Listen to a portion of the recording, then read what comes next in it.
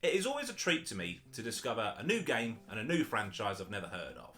And usually I discover these because they're going cheap and they look good, which is exactly what happened to me with Max and the Curse of Brotherhood.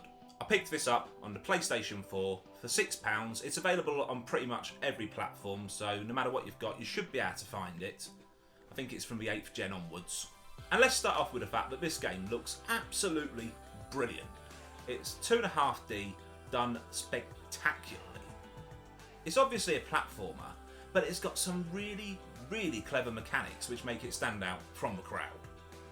Initially, when I picked it up, I was a bit concerned with it looking like a Pixar movie, but it might be a little bit too childish. Don't get me wrong, not every game I play needs to be a shooter where you take out the population of a small city.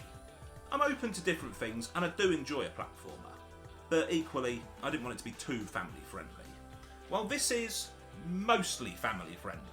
The death scenes might be a little bit much for the very young. Cue the clip.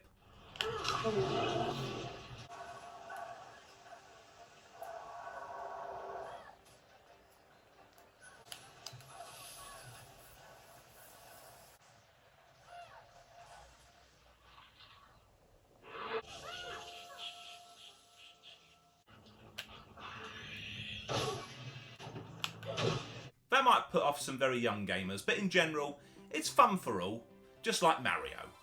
Whether you're an adult or a child, you can enjoy the game.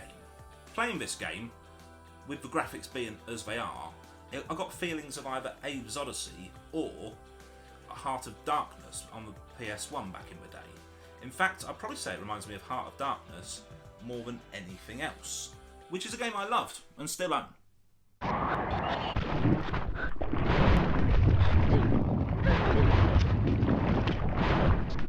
The plot is simple enough. You make a wish because your little brother's annoyed you that he was gone, and all of a sudden, oops, a portal opens and he gets sucked into it. So you dutifully dive in after him to go and save him. And you end up in a fantastic fantasy world, ruled by the evil Lord Mustachio, and littered with his henchmen. Fortunately for you, you meet a very friendly shaman-like lady, who wants to help you and hopes that your success will rid the land of the evil Lord Mustachio. Her presence is with you throughout the game, serving as a bit of a narrator and also an advisor. She uses her magic to imbue your marker pen with strange powers, very much specific to the world. And this is the mechanic I was referring to when I said that it sets itself apart from other platformers. As you go through the world, you'll get more and more powers with the marker pen, and you use it to solve environmental puzzles, be it get past some bad guys or simply navigate from point A to point B. To start with, you can move the earth up and down from certain points. After that, you can grow and shape branches, and then vines which you can climb and swing on. After that, you get water jets which you can ride or use to send objects around.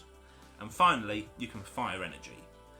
Every time you unlock a new ability, you'll need to use that new ability as a combination of that and some of the ones you already had, meaning the puzzles get a little bit more difficult, a little bit more thought-provoking as you progress through each level.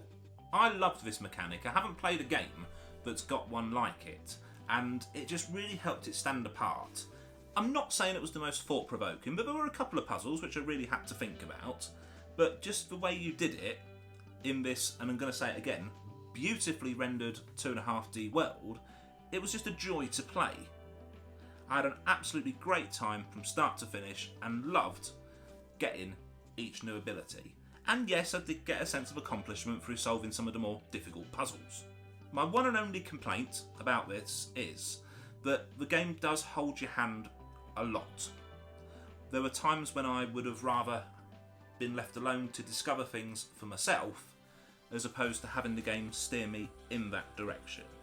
That said, it's a minor complaint for what was a really good, fun time. It doesn't outstay its welcome. I didn't keep track of how long it took me to complete it, but I googled it and the estimate's around 10 hours to complete the game.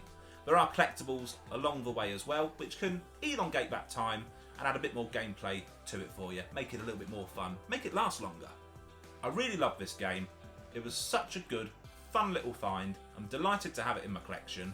I've not seen anybody else on YouTube talk about it, and I just wanted to. I wanted to let you know that there's a really good, cheap game out there, which is great fun for anybody who enjoys a platformer now and again. Let me know what you think. Do you fancy giving Max and the Curse of Brotherhood a go? There was actually one game before on the Nintendo DS, which I've ordered but hasn't arrived yet. And if that's any good, and this video does okay, I might make one about that too. We'll see. As always, I've got plenty more coming. If you've enjoyed this video and you want to press like or even subscribe, that's amazingly helpful to the channel, but no pressure. The fact you've watched is amazing to me. Thank you very much for your time. I'll see you soon. Ta-da for now.